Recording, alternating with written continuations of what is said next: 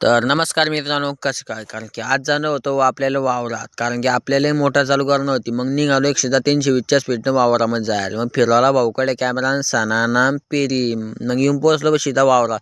वावरात आल्यानंतर ते म्हणजे आपलं काम म्हणजे असं आहे, कारण की पुऱ्या वावराला चक्कर टाकणे. मग आलो बा इकडे. मग इकडे मग एक नंबर होती. फक्त यात गवत होऊन जायचं म्हणलं. याच्यात काही वाई हाकलली तर एकदम कम होऊन जाईन म्हणलं. मग चला म्हणलं वरच्या वावरात. मग काही कपाय आले. मग आलो बा इकडे. मग इकडे बी एक नंबर बघून शक्ती होऊन जाते. मग आपल्याला 2 टप्पे करणं पडतं भाऊ, कारण की आपल्याला पुढे पाणी कमी पडतं म्हणून. चला म्हणलं पीटीकडे. आता आपल्या खालच्या वावर आले, मोठा चालू करणं पडेल म्हणलं. येते वल्ल होऊन गेलं म्हणलं. पण आता खालचं वावर बाकी म्हणलं आपलं, ते वल्ल करणं पडेल म्हणलं. आलो भाऊ इकडे पीटीकडे. मग ती पीस बी टाकून दिले, ऑटोचं बटन बी चालू करून दिलं. मग झाली हो मोटर चालू. म्हणलं आता उलटी आहे का शिदी ते पाहणं पडेल म्हणलं.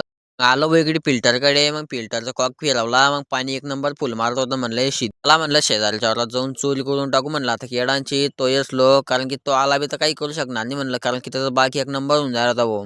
आलो भाऊ इकडे. मग केळं बुजायला लागलो. मग केळं एक नंबर जैन गेल ते भाऊ. म्हणलं चला म्हणलं तशी बी खाऊन घ्या म्हणलं. आता दुसऱ्या जाणं होतं भाऊ. मग निघाल दुसऱ्या जायला, कारण की ते आपला डबा होता भाऊ. तो डबा आणणं होता आपल्याला. भूक लावून गेली. आलो भाऊ इकडे. बसलो जेवण करायला. आपल्याला तर मजबूत भूक लागून जायची. मजबूत घेतलं खावं. आजच्यासाठी एवढंच. भेटू पुढच्या ब्लॉगमध्ये. असेच नवनवीन ब्लॉग पाहण्यासाठी आपल्या चॅनलला फॉलो करायला विसरू नका. भेटू लवकरच पुढच्या ब्लॉगमध्ये. धन्यवाद.